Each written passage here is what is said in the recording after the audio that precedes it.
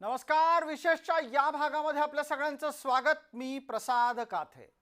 महाराष्ट्रामध्ये पूर्ण बहुमतानं सत्तेत आलेल्या महायुती सरकारमधली दुफळी पहिल्यांदाच आणि स्पष्टपणे समोर आलेली आहे. राज्यात होऊ घातलेल्या शक्तीपीठ महामार्गाला संपूर्ण मंत्रिमंडळाचा एकमुखानं पाठिंबा नाही, ही माहिती समोर येते. राज्यामध्ये विकासाच्या 60 रस्त्यांचं भक्कम जाळं उभारण्याची संकल्पना नवीन नाही. मात्र सुपीक जमिनीवरून जाणारे महामार्ग मागतो कोण याचा खुलासा व्हायला हवा. राज्यामध्ये होणारा शक्तीपीठ महामार्ग याच प्रश्नाचं समाधानकारक उत्तर देऊ शकला तरच त्याचं स्वागत होईल, हे आता स्पष्ट आहे. शक्तीपीठ महामार्गाच्या निमित्तानं प्राप्त स्थितीमध्ये मोठ्या प्रमाणात वादविवाद जन्माला आलेला दिसतो आहे. शक्तीपीठच्यासाठी या संपूर्ण लढाईमधला महत्त्वाचा मुद्दा हा आहे की या महामार्गाची खऱ्या अर्थानं मागणी केली आहे कुणी. वारंवार शक्तीपीठच्यासाठी ही भूमिका मांडली जाते की हा शेतकऱ्यांच्या हितासाठीचा मार्ग आहे. मग प्रश्न असा उपस्थित राहतो की शक्तीपीठ हा जर शेतकऱ्यांच्या हिताचा मार्ग असेल तर मग त्या शेतकऱ्यांचे नेते या संदर्भात एकमुखानं त्याच्या बाजूने बोलत का नाहीत. शक्तीपीठ मुंबई गोवा महामार्ग जो आहे हा अतिशय म्हणजे पश्चिम महाराष्ट्र, मराठवाड्यातले काही जिल्हे या संपूर्ण भागाचा कायापालट करणारा असा शक्तीपीठ हा महामार्ग जो ॲक्सेस कंट्रोल रोड हा होतोय. मुख्यमंत्र्यांना त्यांनी एवढंच सांगितलं की आम्ही कोल्हापूर जिल्ह्याचं प्रतिनिधित्व करतोय राज्यामध्ये, त्यावेळेस आमच्याही कोल्हापूरवासियांचं काय म्हणणं आहे ते आपण ऐकून घ्यावं, त्या गोष्टीच्या करता आम्हाला वेळ द्यावा असं त्यांनी तिथं सांगितलं. मुख्यमंत्री म्हणाले की ठीक आहे, आम्ही 3 जण तुम्हाला वेळ देऊ, तुमचं म्हणणं ऐकून घेऊ. जिथं लोकांचा विरोध असेल तिथं करायचं काही कारण नाही, त्याच्यामध्ये काही मार्ग देखील बदलण्याच्या बद्दलचा आपण प्रयत्न करू. शक्तीपीठ महामार्गाचा विरोध तसं पाहायला गेलं तर नवा नाही. या आधी ज्या वेळेला शिंदे सरकार होतं त्याही वेळेला निवडणुकीच्या ऐन तोंडावर शक्तीपीठ महामार्गाला विरोध झाला आणि म्हणून शक्तीपीठ महामार्ग लोकांच्या मनाप्रमाणे होईल असं म्हणत तेव्हाच्या सरकारनं वेळ मारून नेली. पण आता खिशात असलेलं बहुमत लक्षात घेता आपल्याला हव्या त्या वाटेनं आपण शक्तीपीठ नेऊ शकतो असं कदाचित विद्यमान सरकारला वाटतंय आणि म्हणून मंत्र्यांची नाराजी लक्षात घ्यायची का नाही हाही मुद्दा येतोच. मुश्रीफ आणि आबिटकर या दोघांनी महामार्गाला विरोध केलेला आहे तशी माहिती माध्यमांना कानात सांगण्यात आलेली आहे. आता मुश्रीफ आणि आबिटकर विरोध करतायत म्हणजे नक्की विरोध कोण करतंय हे लपून राहिलेलं नाही. मुश्रीफ आणि आबिटकर हे चेहरे आहेत, त्यांचं नेतृत्वच फडणवीसांच्या स्वप्नातल्या या महामार्गाला विरोध करतंय का हा प्रश्न या निमित्तानं उपस्थित राहतोय. कॅबिनेटमध्ये राज्याच्या हिताचे निर्णय घेतले जातात. त्या राज्याच्या कॅबिनेटमध्ये ज्या वेळेला हा अशा पद्धतीचा निर्णय होत असताना त्यातली तिथल्या शेतकऱ्यांची भूमिका मांडणं हे आमचं काम होतं. ते आम्ही मांडलं आणि मला असं वाटतं की त्याच्यामध्ये चांगल्या पद्धतीने सकारात्मक पद्धतीने आपण जाऊ. नाराजी नव्हे, आपल्या शेतकऱ्यांची भूमिका मांडणं, आपली भूमिका मांडणं हे चुकीचं नाही, परंतु त्याच्यानंतर सुद्धा त्यात समन्वयानं मार्ग काढण्याबद्दल मुख्यमंत्र्यांनी सूचित केलं. त्याचा उपयोग निश्चितपणे होईल. राज्यातल्या 12 जिल्ह्यांना जोडणारा 805 किलोमीटरचा हा शक्तीपीठ महामार्ग आहे. त्याचे तपशील तुमच्या समोर येत आहेत. मुख्य आक्षेप आहे तो म्हणजे शक्तीपीठ अनेक भागात सुपीक जमीन खाणार आहे.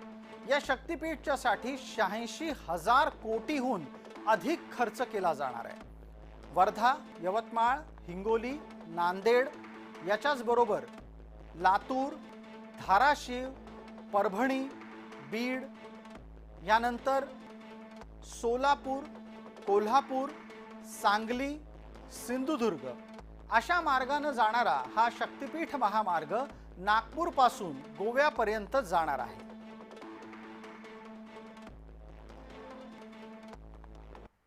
महाराष्ट्र राज्याचे मुख्यमंत्री त्यांना विनंती करतो की तुम्ही मागच्या वेळेला शक्तीपीठ हे रद्द करतो असं तुम्ही सांगितलेलं आहे. त्यामुळे शेतकऱ्यांची कागल तालुक्यातल्या जमिनीचं क्षेत्र हे कमी आहे आणि त्या जर जमिनी शेतकऱ्यांच्या गेल्या तर त्या शेतकऱ्यांनी तुम्ही पैसे दिलेला कधीच हाताला लागणार नाही, तर त्या शेतकऱ्यांचा संसार उद्ध्वस्त होईल. ते काय काम करू नये. शासनाला मी विनंती करतो की ह्या जर तुम्ही केला तर आम्हाला रस्त्यावर उतरायची पाहिजे आणि शक्तीपीठचा कुठल्याही प्रकारनं आम्ही हे करून देणार नाही. शक्तीपीठ महामार्ग बाबत निर्णय झालेला आहे. तो निर्णय शेतकऱ्यांच्या बाबतीत अत्यंत दुर्दैवी असून माननीय मुख्यमंत्री देवेंद्र फडणवीस यांनी 12,000 कोटी रुपयाची तरतूद करण्याची सुद्धा घोषणा या बैठकीत केलेली आहे. गेली 1.5 वर्ष झालं महाराष्ट्रातील 12 जिल्ह्यातील शेतकरी या शक्तीपीठ महामार्गाच्या विरोधात आंदोलन करत आहेत. वर्ध्यापासून सिंधुदुर्गपर्यंत सर्व शेतकरी या शक्तीपीठ महामार्गाविरोधात एकवटला आहे व वारंवार यांना शासनाला विनंती केली आहे की गरज नसणारा शक्तीपीठ महामार्ग शेतकऱ्यांच्यावर लादू नये. नागपूरपासून गोव्यापर्यंत जाताना विविध धर्मस्थळांना जोडणारा हा महामार्ग असेल असं सांगत माहूर, तुळजापूर, कोल्हापूर, अंबेजोगाई, औंढा नागनाथ, परळी वैजनाथ, पंढरपूर, कारंजा, अक्कलकोट, गाणगापूर, नरसोबाची वाडी, औदुंबर, कणेरी, पट्टणकोडोली, सिद्धरामेश्वर, आदमापूर आणि पत्रादेवी अशी धर्मस्थळं याद्वारे जोडली जातील असंही सांगितलं जात आहे. धर्मस्थळांपर्यंत जाणारं पर्यटन या महामार्गामुळे सोपं होईल असा दावा केला जातोय. जवळपास 10 तास अंतर सोपं होईल, प्रवास कमी होईल असाही मुद्दा या निमित्तानं मांडला जातो. पहिला मोर्चा कोल्हापूर जिल्ह्यामध्ये आमदार सतेज पाटील यांच्या नेतृत्वाखाली शक्तीपीठ महामार्गाला विरोध करण्यासाठी झाला. त्यानंतर आमदार सतेज पाटील यांनी सगळ्या शेतकऱ्यांची एकजूट केली. राज्यातील सगळ्या शेतकऱ्यांच्या बऱ्याच वेळा बैठका झाल्या आणि ह्या शक्तीपीठ महामार्गाला विरोधात एक नवीन दिशा धरण्यात आली. यामध्येच विधानसभेच्या वेळा आमदार हसन मुश्रीफ यांनी एक नोटिफिकेशन दाखवलं आणि शक्तीपीठ महामार्ग हा कागल तालुक्यात जाणार नाही, त्यामुळे कुठल्याही शेतकऱ्यांनी नाराज होऊ नये आणि कोणताही राग धरू नये असं एक वक्तव्य केलं होतं. त्यामुळे शक्तीपीठ महामार्गाची नोटिफिकेशन पाहिल्यानंतर विधानसभेची निवडणूक झाली. हसन मुश्रीफ विजयी झाले. कालांतराने ह्या शक्तीपीठ महामार्गाचा मुद्दा पुन्हा ऐरणीवर आला. या शक्तीपीठ महामार्गामध्ये विरोध करणार होते सध्याचे आता भाजपचे शिवगृह परतलेले माजी आमदार संजय गाडगे यांनी शक्तीपीठ महामार्गाला विरोध केला होता. गेल्या महिनाभरापूर्वीच शक्तीपीठ महामार्गाला विरोध होण्यासाठी 2 वेगवेगळ्या अशा मेळावे झाले होते, ज्यामध्ये शक्तीपीठ महामार्गाला विरोध करणारे शेतकरी एकत्र आले होते, तर दुसऱ्या बाजूला शक्तीपीठ महामार्ग व्हावा या समर्थनासाठी मेळावा झाला होता. हे दोन्ही मेळावे झाल्यानंतर आता शक्तीपीठ महामार्गाची आज खर्चाची मान्यता मिळाली आणि शक्तीपीठ महामार्ग होणारच हे एक नवीन सरकारनं सांगितलं आहे. त्यामुळे शेतकरी कशा प्रकारे या शक्तीपीठ महामार्गाला विरोध करतात, आमदार सतेज पाटील यामध्ये काय भूमिका बजावतात, त्यामुळे आमदार हसन मुश्रीफ काय भूमिका बजावतात ते पाहणं काळाची गरज आहे. अमरसिंह पाटील, जय महाराष्ट्र, कोल्हापूर. एकीकडे विरोध आहे, दुसऱ्या बाजूला सरकारचं म्हणणं आहे. मात्र यातल्या विरोधातलं राजकारण आपल्याला लक्षात घ्यायला हवं. पश्चिम महाराष्ट्रामध्ये काँग्रेस आक्रसत चालली आहे. शरद पवार आणि अजित पवार यांचं तगडं आव्हान आत्तापर्यंत काँग्रेसला पश्चिम महाराष्ट्रात होतंच, त्याच्या पलीकडे जाऊन आत्ताच्या घडीला आता भाजप आणि शिवसेनेचं आव्हान सुद्धा काँग्रेसला पेलावं लागतंय. आणि म्हणूनच शक्तीपीठच्या निमित्तानं का होईना काँग्रेस स्वतःची संघटना जिवंत करायचा प्रयत्न करते. हे सगळं राजकीय दृष्ट्या पक्ष म्हणून काँग्रेस बाबत झालं. दुसऱ्या बाजूला राजू शेट्टी गेल्या काही निवडणुकांमध्ये सातत्यानं पराभवाचा सामना करतायत. शेतकऱ्यांचा नेता म्हणून राजू शेट्टींनी स्वतःची प्रतिमा निर्माण केली, पण निवडणुकीच्या राजकारणात ते अपयशी ठरले. राजू शेट्टींनाही आपली चूल पेटती ठेवायची आहे.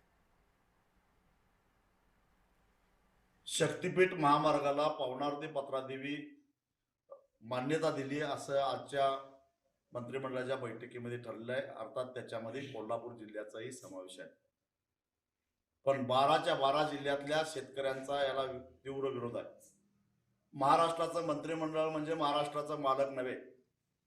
महाराष्ट्राचं मंत्रिमंडळ हे एक लुटारूंचं टोळकं झालेलं आहे. 30,000 कोटीमध्ये तयार होणारा रस्ता 86,000 कोटीमध्ये करून 50,000 कोटी रुपयाची लूट त्यांना करायची आहे. पण आम्ही शेतकरी ते होऊन देणार नाही. लोकसभेच्या निवडणुकीच्या आधीपासून आम्ही या आंदोलनामध्ये आहोत. या 12 जिल्ह्यातल्या लोकांना हा शक्तीपीठ महामार्ग नको आहे, कारण की एक्झिस्टिंग रोड असताना या नव्या रस्त्याची गरज काय असा प्रश्न या 12 जिल्ह्यातल्या लोकांना. आणि म्हणून आमची सरकारला विनंती, आम्ही सातत्यानं विरोध करतोय. आम्ही विकासाच्या उलटे नाही आहोत, परंतु हा गरज नसलेला विकास महाराष्ट्राला नको आहे. त्यामुळे सरकारनं पुन्हा एकदा फेर विचार या महामार्गाचा करावा. कोल्हापूर सांगलीमध्ये पुराचा प्रचंड धोका या महामार्गातून होणार आहे.